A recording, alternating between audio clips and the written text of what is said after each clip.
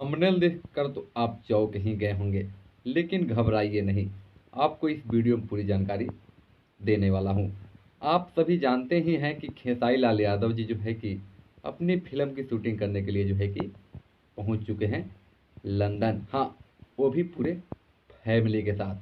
लेकिन इससे सबसे ज़्यादा झटका लगा है तो वो है पादन सिंह कुकुर और मौगहिया जवान। हाँ, वही पादन सिंह कुकुर जो खेसारी लाल यादव जी को यानी पिछले बार लंदन नहीं गए थे फिल्मों की शूटिंग करने के लिए।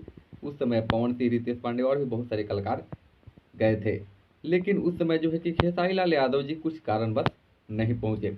तो बता रहा था कि इनका करियर खत्म हो गया, ये हो गया, वो हो गया, बहुत सारा ड्रामाबाजी बतिया रहा था। लेकिन इस समय जो है कि खेसारी लाल यादव जी लंदन पहुंच चुके हैं।